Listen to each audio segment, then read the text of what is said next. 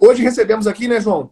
Alessandro Meliso, juiz civil, especialista em provas, o rei das provas, o cara que mais entende sobre colheita probatória, sobre produção de provas. E esse é o assunto do nosso podcast Clube Criminal de hoje. Seja muito bem-vindo, Alessandro. Agora sim, a nossa apresentação formal. Passo a palavra para você para se apresentar, para dizer um oi aí para o pessoal e a gente começar a conversar hoje.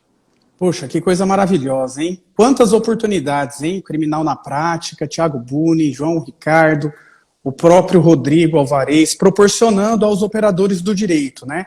Acesso ao conhecimento, trocas de experiência, enfim, isso é muito rico, isso é muito válido, e eu fico muito lisonjeado, muito honrado de dar a minha pequena contribuição aqui num canal, num perfil que é criminal, mas que dialoga com o civil, principalmente no tema provas, onde ali há uma congruência, né, entre o processo civil, processo penal, direito civil, direito penal. A provas entra aí e é um fator de união, né, desses dois ramos do direito, e é muito interessante a gente poder discutir as nossas experiências aqui nesta oportunidade. Quero primeiro agradecer o convite feito, dizer que eu fiquei muito feliz com essa oportunidade. E para mim é uma alegria muito grande dividir esse espaço com vocês, que são pessoas daqui de Campo Grande, que eu admiro muito. Às vezes a gente não tem tanto contato direto, pessoal, até em tempos de pandemia fica mais difícil ainda, né? O crime fica ali no primeiro e no segundo andar, eu fico no terceiro, no quarto, a gente acaba não se encontrando dentro do fórum, a gente não se encontra nas universidades, eu sou colega do Thiago na Unigran, e nós nunca tivemos a oportunidade de nos encontrarmos lá, porque as aulas são agora só online, somos todos recursos, né? Então tá tudo certo aqui, tá tudo em casa, uma honra para mim, tá bom? Olha só, Perfeito. Alessandro, Muito feliz com a sua presença, meu amigo. Muito feliz com a sua presença, meu amigo Alessandro Meliso. Hoje o tema é de especial relevância e a gente vai fazer uma discussão aqui onde você vai sair agregado justamente porque há procedimentos de investigação prévia, onde se estabelece uma interdisciplinariedade entre direito civil e direito criminal, que pode ser aplicado normalmente por você, advogado, em ambas as áreas. Então, a gente escolheu aqui um profissional extremamente gabaritado, que é o Alessandro Meliso, para a gente falar sobre isso, sobre produção probatória, sobre procedimentos de investigação extraprocessual, né? Muito obrigado, Alessandro Meliso, por estar aqui conosco. Agora, formalmente, dentro do nosso podcast, eu gostaria que você se apresentasse para o pessoal, para que eles te conhecessem. Quem é você? Se você dá aulas, qual que é a sua função, se apresente para o pessoal e já recomendo a todos. Vocês vão se encantar por Alessandro Meliso, assim como eu. Então sigam aqui, ó. Tem uma setinha aqui, vá no perfil, não precisa nem ir no perfil, é só você clicar nessa setinha aqui em cima, vai aparecer o perfil dele, você coloca seguindo em Alessandro Meliso. Vamos lá, Alessandro, quem é você? Se apresente para nós. Vamos lá, meu nome é Alessandro Meliso, eu fui advogado por 3 anos, enfrentei ali, né, a prática da advocacia no início da minha carreira, mas sempre tive um sonho, né, um sonho da magistratura, um sonho do concurso público, e aí acabei me dedicando, depois desses 3 anos iniciais, ao estudo até ser aprovado no concurso da magistratura, e lá se vão 19 anos, né, de magistratura. Eu fiquei os 3 primeiros anos como juiz de uma primeira instância, de uma primeira entrância, onde era geral, eu atuava tanto no civil quanto no crime, mas há 16 anos, especificamente, eu só atuo na área civil, né? Só processo civil e civil. Então, eu estou bem enferrujado em relação ao processo penal, ao direito penal, raiz, né? Ainda ontem eu estava vendo 288 que eu sempre brincava, né? Associarem-se 4 ou mais pessoas, quadrilha ou bando. Já mudou, né? 2015 teve uma lei nova, alterou ali. E já então, quer dizer, eu estou por fora disso tudo aí, mas sou um grande admirador também do direito penal. O direito penal é a nossa primeira paixão, né? Dentro do direito. E eu entrei no direito por causa do júri, indo assistir júris com um amigo cujo pai era promotor e me convidava a ir assistir os júris do pai dele. Ele era promotor de júri. Eu ia para ver o promotor, mas me encantei pelo juiz. Então foi o que me levou para a magistratura. E é uma grande satisfação aí ter essa oportunidade com vocês.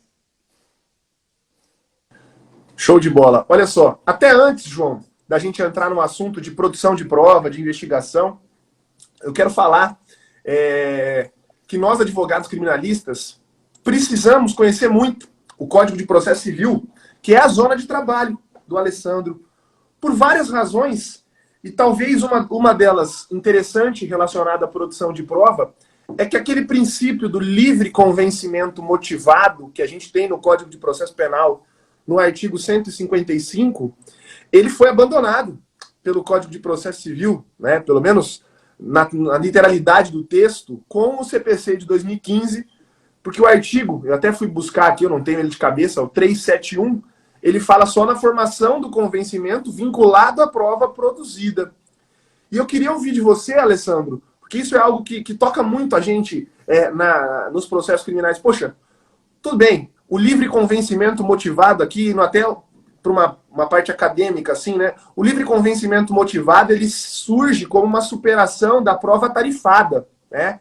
Que era aquele sistema de que as provas tinham valor, qual era a prova que tinha mais valor ou não, aquela ideia da confissão, a rainha das provas e etc.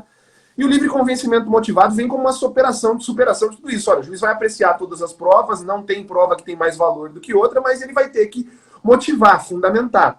Só que isso gera, de certa forma, pode ocasionar um desequilíbrio sistêmico, exemplificadamente. Se tiverem 20 provas favoráveis à defesa e o juiz quiser valorar 2 provas que são favoráveis à acusação para condenar, ele pode fazer isso num sistema do livre convencimento motivado, porque o juiz é livre, né?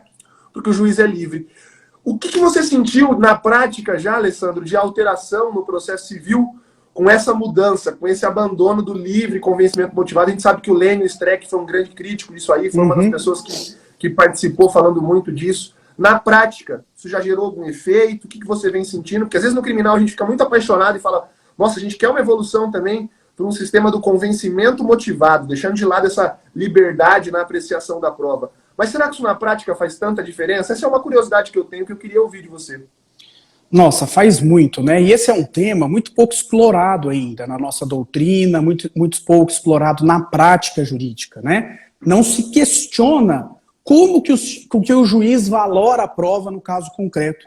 Os operadores do direito não têm, em grau recursal, muitas vezes, fundamentos objetivos para atacar a forma como o juiz valorou a prova, o nível de suficiência probatória para que o juiz faça a sua decisão em termos fáticos, porque não são todos os tipos de demandas que exigem o mesmo nível de prova para considerar um fato verdadeiro ou não verdadeiro. E dentro do processo, a prova ela tem uma finalidade diversa em relação ao advogado e em relação ao juiz. O advogado ele produz prova dentro do processo para convencer o juiz. A função dele é essa. Né? A prova para o advogado tem uma função persuasiva. Para o juiz, não. Para o juiz, a prova tem uma função epistemológica. O que o juiz quer, na verdade, é saber se aquele fato que é controvertido, se aquele fato é verdadeiro ou se aquele fato não é verdadeiro. Se ele é verídico, ele corresponde exatamente ao que aconteceu no mundo fora do processo.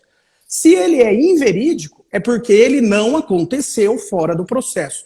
Quando que a prova tem êxito para o juiz? Quando a decisão fática dele coincide com aquilo que aconteceu fora do processo. Para isso, o juiz só pode formar o seu convencimento analisando a produção das provas que foram realizadas durante o processo. A análise probatória é uma análise objetiva. Agora, essa análise objetiva, ela é baseada em critérios racionais, em critérios lógicos, em critérios proporcionais, que devem estar motivados na sua fundamentação. O que o juiz não pode, e isso tem que ser cuidado pelo profissional do direito, é formar o seu convencimento baseado em aspectos subjetivos, no achismo, na sua convicção política, na sua convicção filosófica, naquilo que ele entende que deve ter ocorrido. Isso é vedado, isso deve ser controlado pelas partes. As partes, autor e réu, elas têm o dever de controlar a decisão fática do juiz quanto à formação do seu convencimento. Quando surge o novo Código de Processo Civil de 2015, surge lá no 371 a extração do advérbio livre, porque antes dizia lá que a valoração da prova era livre,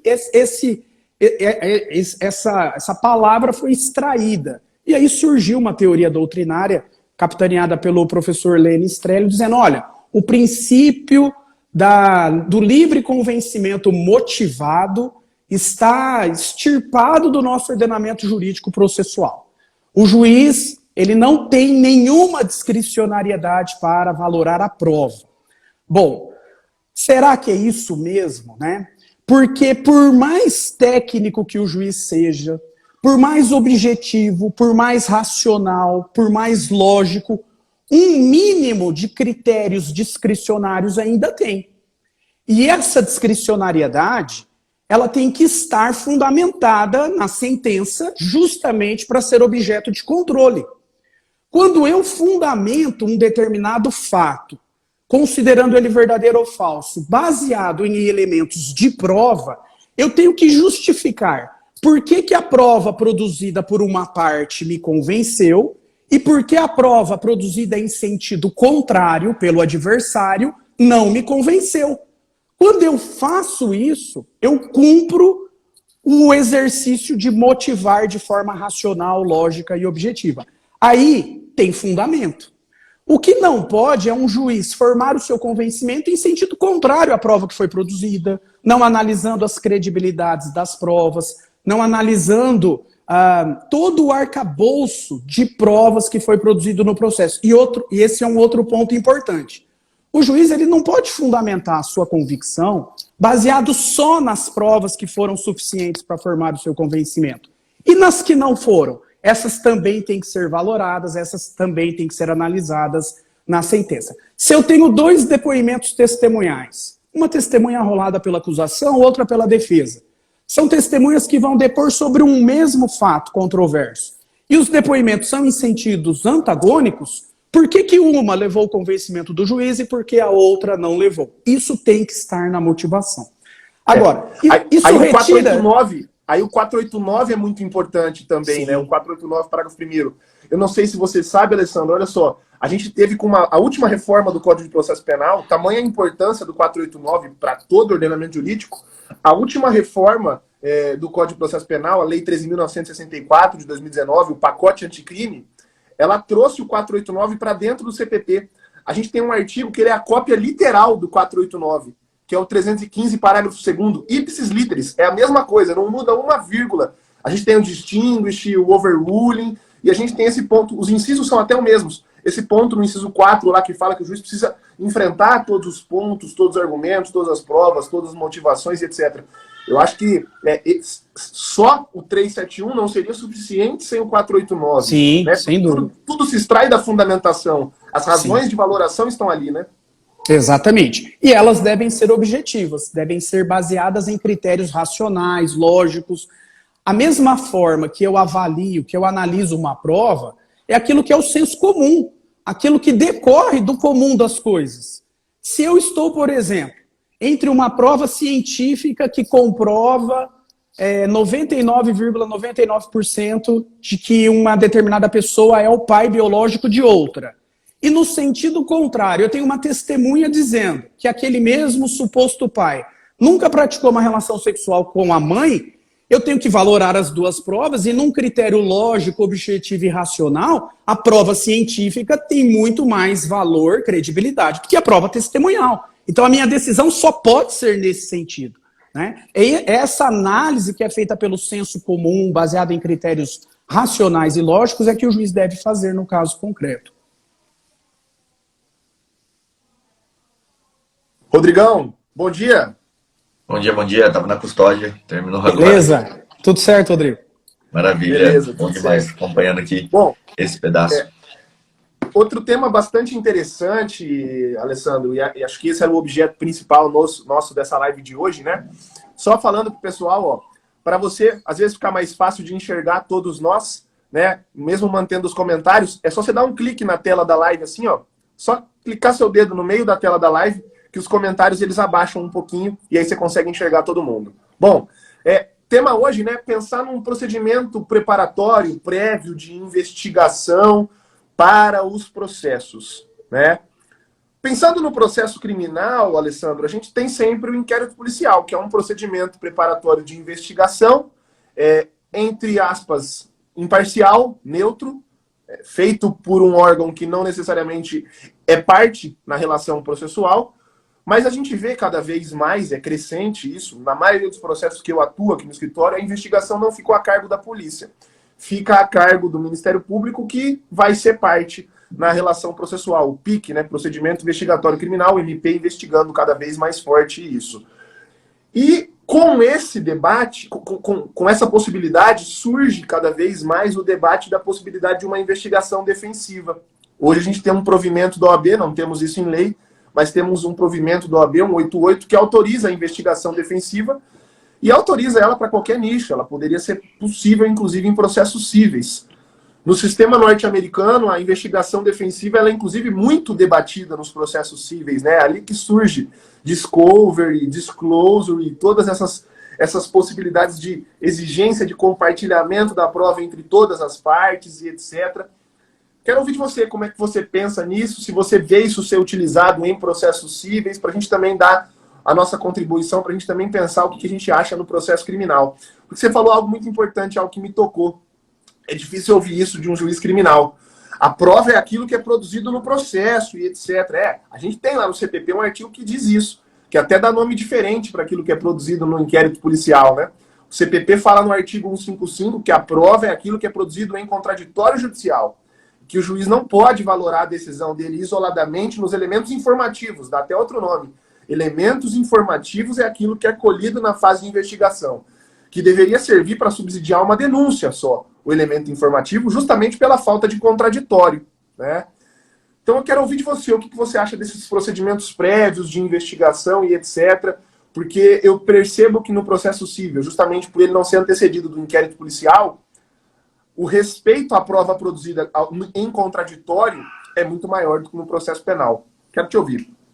Olha só, isso é muito interessante, né? O primeiro ponto aqui é que a prova é imprescindível para qualquer tipo de demanda, né? É através dos elementos de provas que vai se vencer ou perder uma demanda, e quem prova melhor ganha o processo. A parte pode até ter o direito é favorável a ela, o fato que constitui o direito dela ocorreu, ela tem uma pretensão que pode ser alcançada, viável, mas se o advogado não produzir a prova adequada, se o advogado não produzir a prova ideal no curso do processo, ele vai perder a demanda, mesmo tendo o direito. E aí você imagina a situação de um cliente que tem a razão, tem o direito, mas perde a demanda porque não foi produzida a prova. A questão da investigação preliminar, que no crime me parece doutrinariamente e até por força do provimento da OAB, muito mais avançada do que no cível.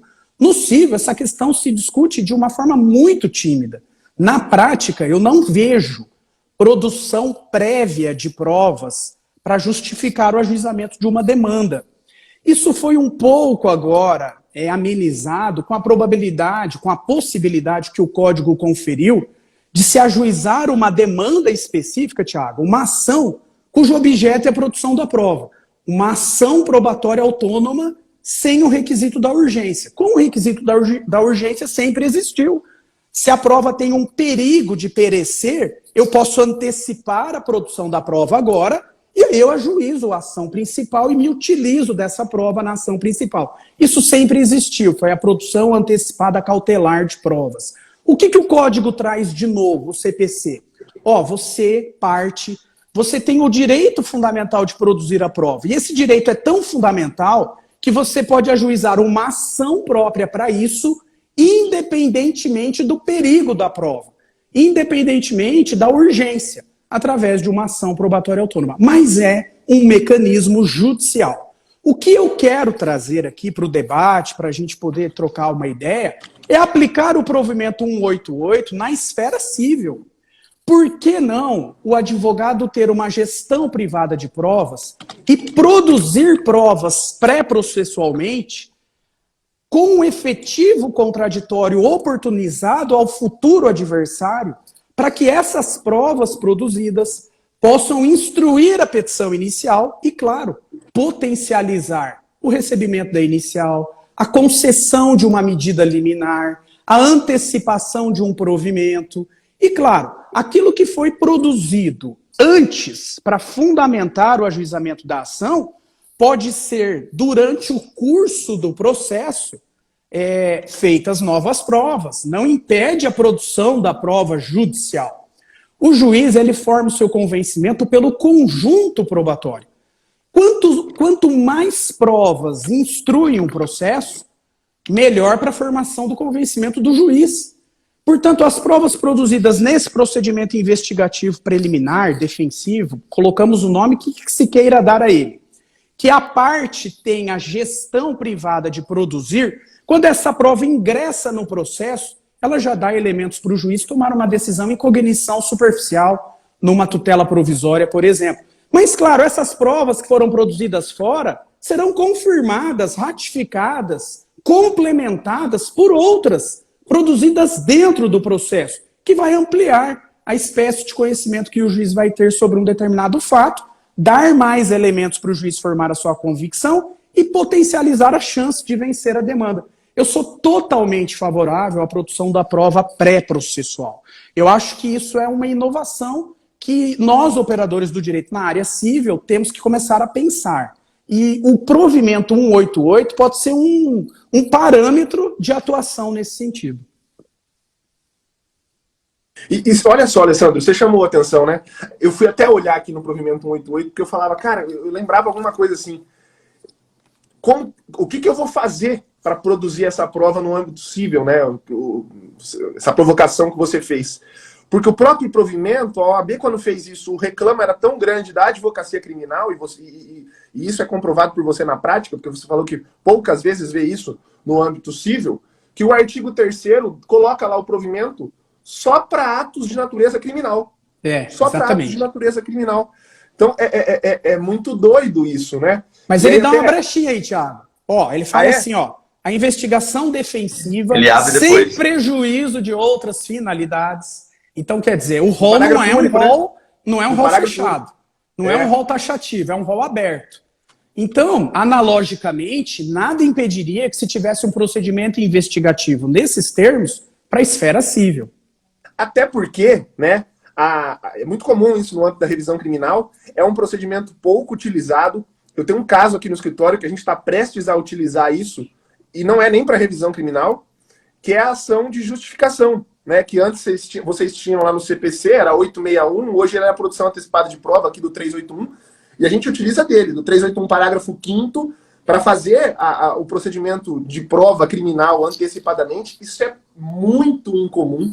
Os próprios juízes criminais dizem que é difícil de ver, né, como um procedimento prévio preparatório para uma revisão criminal.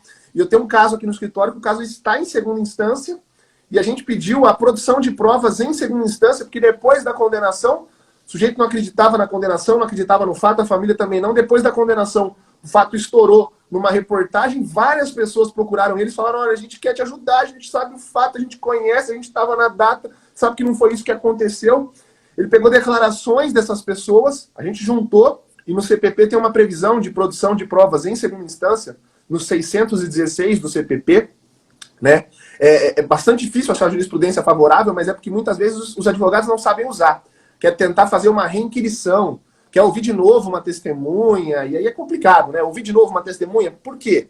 Agora, uma prova nova que surgiu, isso sim é interessante, porque a prova nova até é uma racionalização do processo, até por critérios de economia processual. Eu vou deixar transitar em julgado para o advogado ter que entrar numa revisão criminal por conta dessa prova nova? Não, vamos ouvir agora. É de certa forma incomum em segunda instância, porque é uma produção de prova em segunda instância, né? Os desembargadores teriam que parar, fazer audiência, e é assim que funcionaria, né? De fazer uma audiência. E esse caso no meu escritório a gente tentou no 616, e se não der certo, o caso ainda está em julgamento. A gente está com a ação de justificação pronta, porque eu não vou deixar transitar entra com a probatória essa prova. Nós vamos entrar com a ação de produção de prova antecipada, vou colher esses depoimentos e vou jogar no meio do caso para fazer uma bagunça. Pois né? Então, exatamente essa é a intenção. Isso é interessante demais, né? Essa produção de prova investigativa, defensiva, enfim, na esfera civil, há vários instrumentos que o advogado pode produzir para justificar o ajuizamento de uma ação e ter a tutela provisória concedida de uma forma mais fácil. A ata notarial é uma prova típica e é produzida fora do processo. A perícia extrajudicial, ela é produzida antes, fora do processo. Mas há outros elementos, as provas documentais, né? O pedido de exibição de documento ou coisa, quando o advogado faz administrativamente um pedido para que um banco exiba um contrato, ou para que, sei lá, alguém que tem um vídeo, que tem uma câmera voltada para a rua e presenciou, esse vídeo captou a imagem do acidente de trânsito, faz um requerimento, uma notificação extrajudicial para o proprietário dessa imagem exibir o vídeo, e esse vídeo vai ser um elemento de prova para justificar o ajuizamento de uma ação. Então a exibição de documento ou coisas é muito importante nesse sentido. E até, Tiago, eu defendo que é possível, inclusive, a oitiva de testemunhas no âmbito pré-processual, através de um procedimento feito pelo próprio advogado. Não é lícito o advogado ter conhecimento sobre o que a testemunha sabe sobre o fato?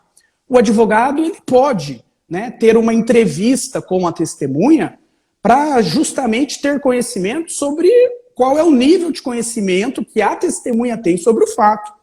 E se ele faz isso num procedimento de oitiva dessa testemunha, oportunizando, inclusive, o futuro adversário de comparecer nesse procedimento e de participar, através de uma notificação prévia, dizendo, olha, em tal dia, em tal hora, no meu escritório de advocacia, eu vou arguir uma testemunha que pode ser arrolada futuramente numa ação principal, em razão, por exemplo, desse acidente de trânsito. Oportuniza a manifestação, a possibilidade de produzir a prova da parte adversária. E se você colhe essa prova, você registra essa prova, documenta essa prova, isso é um elemento de prova que você pode instruir a sua petição inicial, e inclusive o juiz pode formar o seu convencimento com uma tutela provisória baseado nisso. É esse tipo de condutas probatórias ativas que eu acho que o advogado tem que fazer para ter uma chance maior de vencer a sua demanda, de sair da mesa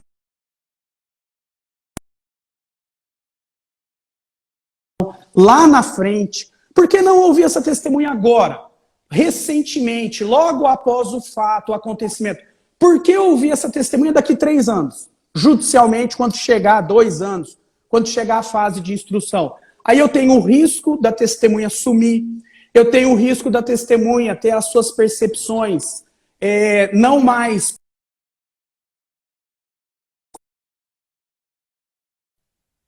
por uma outra pessoa, de que aquele fato que ela percebeu não é aquilo. Quanto mais tempo leva para ouvir a testemunha, menos elementos concretos eu tenho para extrair as percepções se aquilo que ela está dizendo é verídico ou inverídico. Por que não antecipar isso para essa fase pré-processual? Eu acho que tudo isso é possível, né? Dá para superar os entraves que se colocam em relação a isso. Ah, isso vai ter um custo. Será que o juiz vai analisar essa prova como ele vai... Bom, mas será que isso impede a produção da prova também judicial? Claro que não, a prova pode ser repetida judicialmente, sem problema nenhum. São todas as objeções que a gente pode ir trabalhando em cima dela.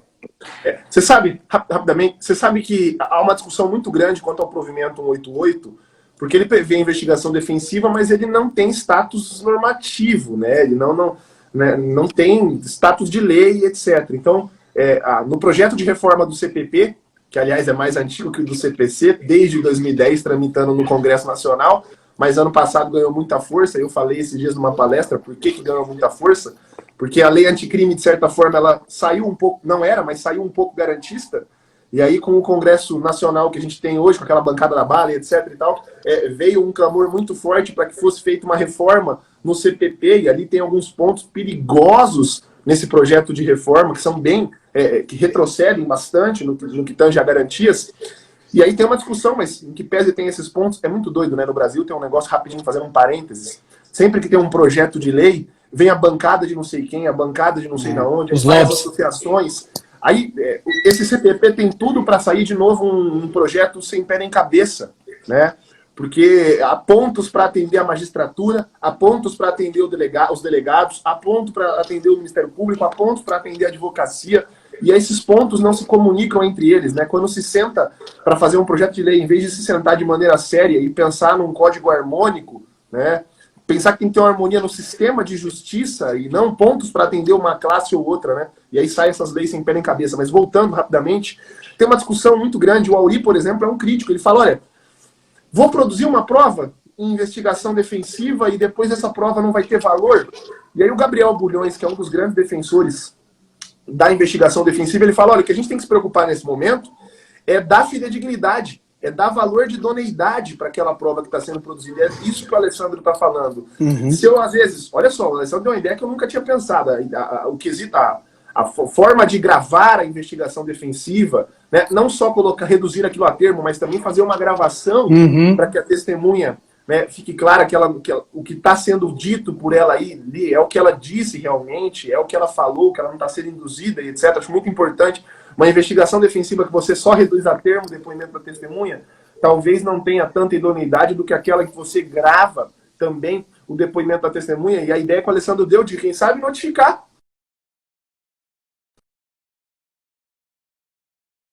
Vai para o procedimento do júri. Poxa, você sabe quem são os promotores que atuam no júri. Notifica os promotores do júri e avisa que você vai produzir aquela prova com aquela testemunha que pode ser utilizada num processo. Acho muito difícil o promotor querer participar do ato. Fala que vai ser realizado por link, manda o link para ele, né? Você vai produzir, depois não tem nem como falar, não teve contraditório nessa prova. Opa, eu oportunizei, notifiquei. Exatamente. Justiça, se ele foi ou não, se ele foi ou não de forma efetiva, é outros 500, mas foi oportunizado o contraditório. Isso tem um peso. Mas eu acho que na parte criminal eu não concordo muito com isso. Porque antes de eu trazer essa prova para o processo, eu tenho que entender se aquilo vai incriminar o meu cliente ou não. Porque ele tem um direito a não ser incriminado. Mas daí você faz uma entrevista prévia com a testemunha. Não, sim. Aí você faz uma entrevista prévia. Tanto no crime quanto no civil, eu acho que esse contraditório ele pode ser diferido. Eu posso colher o depoimento de uma testemunha, trazê-la para o juízo, e se a outra parte não concordar ou quiser ampliar aquela oitiva, ela pode enrolar aquela pessoa como testemunha.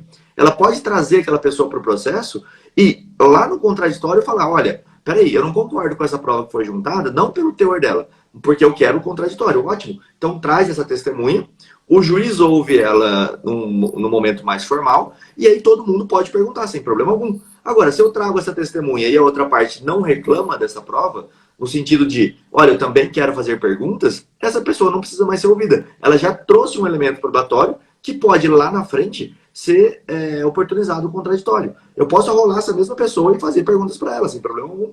Eu não vejo esse problema. E aí eu queria colocar 2 pontos. Vai lá. Rapidinho.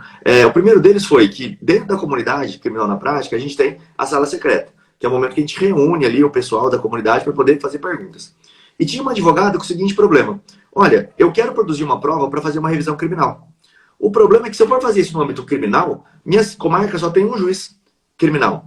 E vai ser o mesmo juiz que já olhou essa prova no momento passado e não colheu ela da forma como deveria. Por exemplo, era mais ou menos essa a questão colocada. O que ela queria fazer? Ela queria fazer uma oitiva no escritório dela para poder levar essa prova para iniciar a revisão criminal. Falou, olha só, a vítima aqui desse caso está falando que não aconteceu isso. Ela está mudando o depoimento dela. Ela falou que ela foi pressionada pela mãe a dizer aquilo. E hoje ela vem contar isso no meu escritório. E lendo o parágrafo 2º, o artigo 2º aqui do provimento, ele fala que eu posso fazer isso como medida preparatória para minha revisão criminal. Mas aí o juiz, lá naquele caso concreto, ele não aceita essa prova.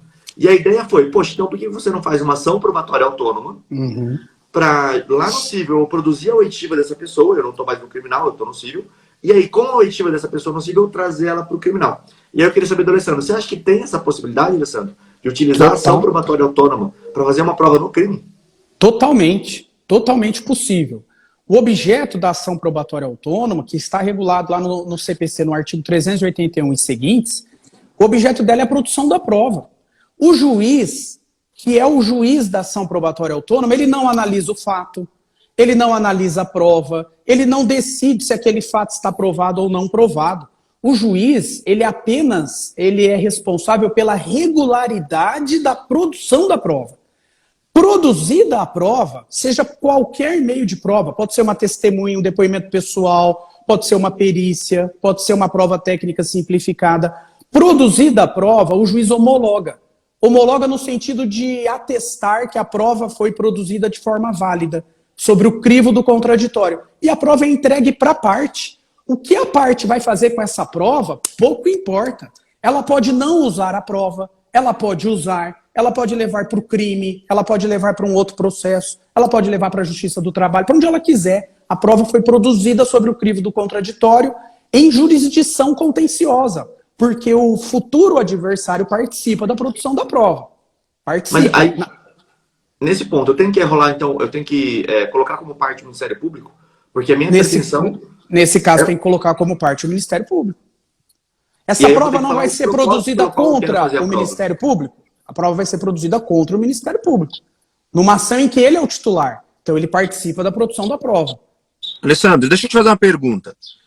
É possível, nessa ação probatória autônoma, a gente pedir em caráter liminar, dentro da esfera civil, a suspensão do processo criminal até que se resolva essa prova que pode se perder? Não pode. Você pode fazer esse pedido na esfera criminal. Lá no juízo criminal, você pode justificar que você ajuizou uma ação probatória autônoma, onde vai ser produzida uma prova que vai ter uma interferência no processo crime. E aí você pode pedir a suspensão do processo crime enquanto não se produz a prova do cível. Agora, o contrário não é possível. Não é possível o juiz do cível, cuja jurisdição dele é apenas a produção da prova, dar uma decisão para suspender um processo no crime. Aí já não é possível. Essa é uma questão que o João falou, inclusive, que é bastante debatida na doutrina, no processo penal, que são quanto às questões prejudiciais, né? A gente tem no CPP, no artigo 92 e 93, as questões prejudiciais. E é muito doido também. Utilizado. O código hã? Oi, e é pouquíssimo utilizado essas questões. Você não vê isso no processo. É pouquíssimo utilizado porque a previsão legal que a gente tem no CPP ela é muito defasada. A única questão prejudicial obrigatória que a gente tem, que suspende obrigatoriamente o processo, é uma questão prejudicial quando eu discuto no âmbito civil algo ligado à capacidade, ao estado civil das pessoas. Então é assim, o único exemplo é se eu estou acusando alguém de bigamia e eu estou discutindo a nulidade de um casamento no processo civil. O exemplo é só esse. Quando teriam várias outras possibilidades de questões prejudiciais, inclusive homogêneas, de matérias que estão se discutindo na própria seara criminal. Por exemplo, uma discussão muito grande da doutrina era a lavagem de dinheiro. Como que eu começo o processo de lavagem de dinheiro? Como que eu acuso alguém de lavagem de dinheiro sem ter a apuração do crime antecedente, né? Porque a lavagem é quando eu tenho um dinheiro oriundo de um crime antecedente, agora estou tentando dar asno de licitude, de valor lícito a esses valores. Então, muitos doutrinadores dizem, olha, eu precisaria ter antes comprovado o delito antecedente, porque se depois gera uma absolvição nesse delito antecedente, e isso é muito comum no processo, eu tenho 40 pessoas acusadas num processo lá de corrupção, peculato, extorsão e etc., e tem um processo em que 1 ou 2 são acusados da lavagem. O processo da lavagem vai ser julgado antes que o processo de corrupção. O sujeito pode ser condenado à lavagem antes de ser condenado da corrupção. Então isso gera um problema gigantesco.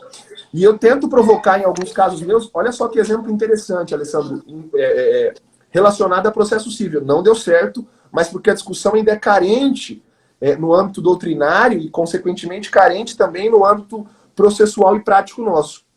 Eu tinha uma acusação de estupro de vulnerável contra um cliente e tinha uma ação de alienação parental ajuizada. E o motivo da alienação parental era justamente esse. As falsas acusações, as falsas denúncias que a mãe fazia. E a ação de alienação parental, eu nem sabia que isso era possível, foi instaurada, inclusive, de ofício pelo magistrado ao receber uma cautelar probatória, não era uma cautelar probatória, ao receber uma tutela de urgência do pai, que estava pedindo para ver o filho no Dia dos Pais porque a mãe não deixava, né? E aí o juiz, ao ver os fatos, ao ver aquela notícia do fato, ele concedeu a tutela e converteu de ofício em ação de alienação parental, intimou as partes para se manifestarem, etc. E eu, na resposta da acusação do processo criminal, pedi a questão prejudicial. Eu falei, se ficar comprovado que houve alienação parental, e a alienação parental foi o que motivou a falsa narrativa da criança, não teve, né, consequentemente, o crime.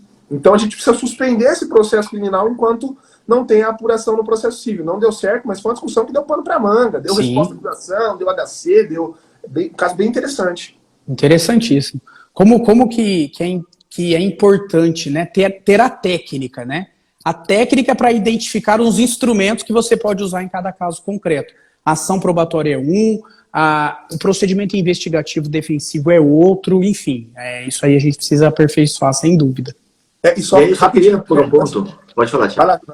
Não, só para falar, pessoal, eu falo muito dos advogados, né? Eu sou um cara super contra uma teoria geral do processo. Eu acho que o processo civil tem a sua teoria geral, o processo penal tem a sua teoria geral, em que pese existam alguns pontos históricos comuns e etc. A gente tem que tomar muito cuidado, né, com essa teoria geral do processo. Eu sou um cara a favor da teoria geral do processo penal e o processo civil tem a sua teoria, mas não tem como você advogar sem conhecer o CPC. O CPC é muito importante para a gente no processo penal. A gente bebe da água do CPC em vários momentos, né? Eu lanço mão em vários momentos de artigos do Código de Processo Civil que são importantes, que são mais modernos do que o processo penal. Então, o advogado criminalista tem que conhecer o Código de Processo Civil, tem que estudar o Código de Processo Civil. Vai lá, Rodrigo. Não, eu ia falar da importância, até perguntar isso para o Alessandro, não sei se vocês já falaram, da cadeia de custódia da prova.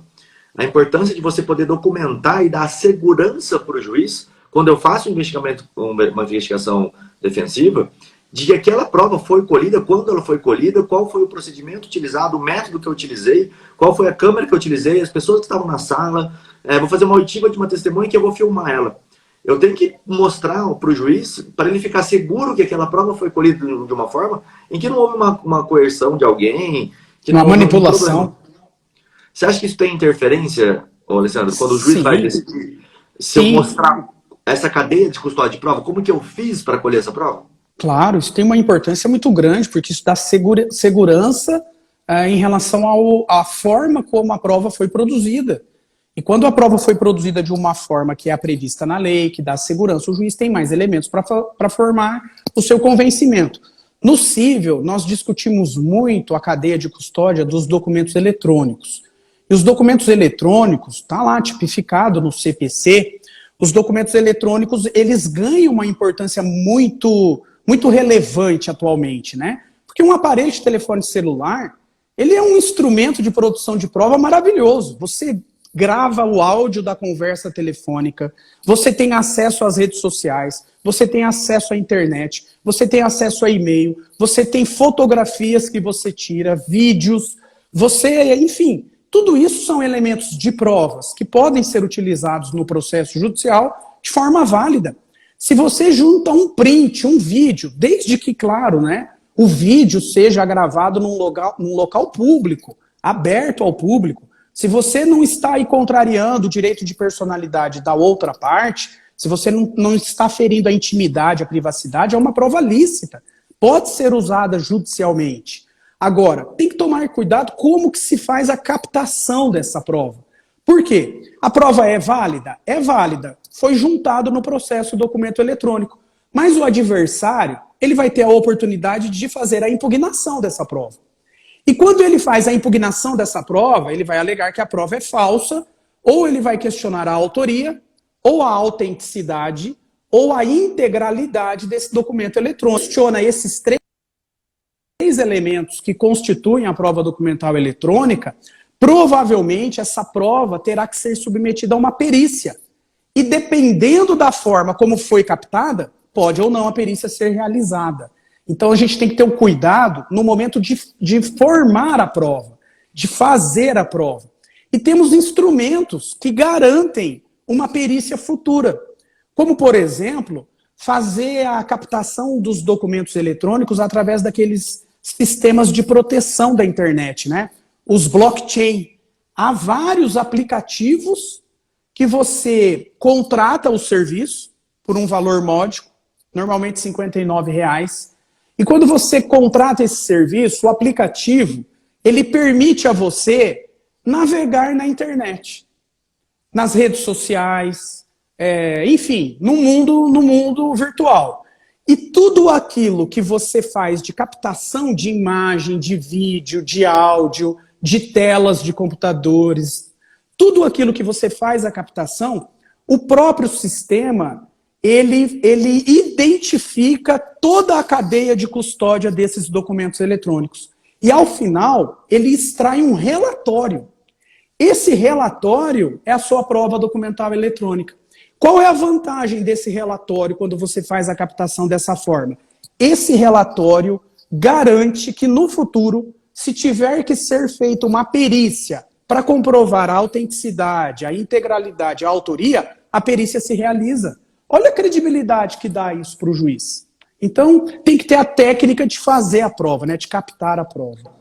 Deixa eu perguntar uma coisa, Alessandro, para você. Como que a jurisprudência civil vem lidando com a prova oriunda de print de WhatsApp? Rapidamente, porque nos processos criminais a gente tem, já são acho que 4 ou 5 decisões do STJ, e decisões substanciosas, em que eles entendem que a prova oriunda de um print de WhatsApp, um simples print de WhatsApp, ela não é uma prova idônea. Justamente por não ter uma cadeia de custódia, porque ela é passível de alteração e etc. Inclusive, uma das decisões, acho que do ministro... um dos ministros da quinta turma. Houve uma decisão dessa que é da quinta turma do STJ. Eu não me recordo acho que Félix Fischer. Uma dessas decisões, ele cita o artigo do CPC que diz que as provas através de meios eletrônicos, etc., passariam por ata notorial, e ele cita que naquele caso nem isso aconteceu. Da sexta turma da ministra Laurita, essa é bem interessante, que ela cita a possibilidade de alterar, né, o WhatsApp, por exemplo, aquela possibilidade de eu apagar só para mim. Quando você apaga só para mim, isso não fica um registro na conversa e se altera todo o sentido da conversa. Né? Aqui no Mato Grosso do Sul, o Ministério Público leva muito a sério isso e só extrai prova de WhatsApp através de um programa russo, né, da empresa chamada Celebrate, e isso vem com um relatório, com toda a cadeia de custódia da prova. Agora, eu tenho alguns casos que eu atuo em São Paulo, por exemplo, não na violência Paraná, doméstica. Não na violência doméstica. Né? Que eles não estão nem aí. É print de WhatsApp, sem ordem, sem data, e passa, e o juiz condena, e etc. Como que isso está no âmbito civil? Então, no âmbito civil sempre me fazem essa pergunta também, em razão desses julgados da STJ que foram amplamente divulgados pela mídia, e alguns até divulgados de forma equivocada. Por quê? Por que que o STJ, num caso bem concreto, recente, considerou que o WhatsApp era prova ilícita? Primeiro, o WhatsApp foi encaminhado ao processo crime por um terceiro.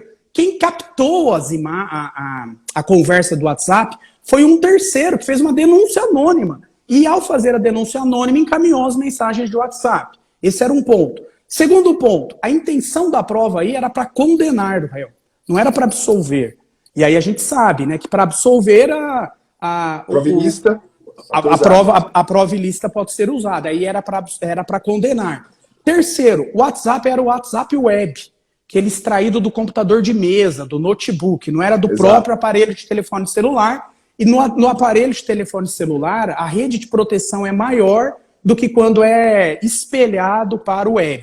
Então, em razão desses fatos, a prova foi considerada ilícita na esfera criminal. E no cível? No cível não tem nada disso. No cível, não há nenhum dispositivo legal no CPC que exige, Thiago, que o documento eletrônico, e aí entra a conversa do WhatsApp, seja ratificada por uma ata notarial. Não há essa necessidade. É claro que se a parte que tem a conversa, a mensagem do WhatsApp, ela leva essa mensagem até o notário, e o notário lavra a ata notarial, isso vai dar uma maior segurança jurídica. Em que sentido? No sentido da integralidade do conteúdo no dia que o notário, o tabelião, teve acesso àquela conversa. Ou seja, o que o tabelião vai atestar na ata? Todo o teor da conversa. Ponto por ponto. Agora, se esse teor da conversa, se esse conteúdo é verdadeiro ou é falso, se foi manipulado, se não foi manipulado, o notário, lá no cartório de notas, não tem como afirmar isso. Ele não pode, só pode ser por uma perícia. Ele não pode, ao analisar aqui uma conversa de WhatsApp, umas mensagens, ele não pode confirmar se é íntegra ou não íntegra. Ele pode afirmar o conteúdo qual é. Descrever tudo que está aqui no celular que ele está observando. E qual é a vantagem disso? Se alguma das partes dessa mensagem apaga no seu aparelho de telefone celular, a outra consegue comprovar que foi apagado porque a ata constatou aquela mensagem que não está na dele. Aí ok, quanto a isso, maravilha. Agora, a ata é imprescindível? Não, eu posso muito bem fazer um print de todo o conteúdo dessa mensagem, instruir o meu processo com isso e caberá o quê? Caberá a parte contrária impugnar. Se ela faz a impugnação de forma justificada, aí sim, o fato se torna controvertido e vamos analisar se a prova é verdadeira ou se ela é falsa. E aí tem a importância da perícia e de se garantir a produção da perícia. Por isso que é importante fazer essas provas, admitir essas provas, pelo sistema da blockchain, porque você garante a perícia. Então, no meu modo de ver, Thiago, só para complementar, eu entendo e defendo isso na minha rede social, defendo isso nas minhas lives, nas minhas aulas. A prova documental eletrônica do WhatsApp na esfera civil é plenamente válida. Cabe a outra parte impugnar, como ela tem que impugnar qualquer documento que é juntado no processo. Perfeito. Não, perfeito. Agora sim, né, Thiago? Temos que fazer uma ressalva aqui também. Imagine o seguinte, imagine que eu mando uma mensagem de WhatsApp para o Thiago dizendo assim, quando que você vai me pagar os 10 mil reais que você me deve? E ele ignora a mensagem. Ou ele manda uma mensagem assim, não te devo nada, ponto. Eu posso pegar essa mensagem de WhatsApp e entrar com uma ação monitória? Uma ação de cobrança? Não, porque eu não estou comprovando aqui uma relação jurídica obrigacional. Ele não está afirmando que ele me deve. Diferente se eu faço a mesma pergunta e ele diz assim, ok, reconheço que devo, como que eu faço para te pagar? Vamos dividir? Posso pagar parcelado? Quero te pagar, você me dá um tempo. Aí ele confirmou o valor da dívida, confirmou a relação jurídica. Aí é uma prova válida, aí é possível. Interessante. Perfeito, perfeito.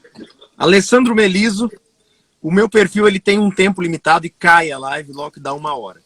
Nós estamos aqui agora, que o debate está ficando acalorado, agora que a gente está aqui ó, bebendo da fonte diretamente do seu conhecimento, o Instagram nos impõe terminar esse encontro. Já fica o convite para você, Alessandro Meliso, voltar aqui, porque é sempre um grande prazer, sempre um grande encontro que nos dá a oportunidade de aprender muito contigo cada vez que a gente tem contato contigo. Então, quero agradecer, Alessandro Meliso, por estar aqui conosco, dividindo tanta informação quando o assunto é produção probatória. Muito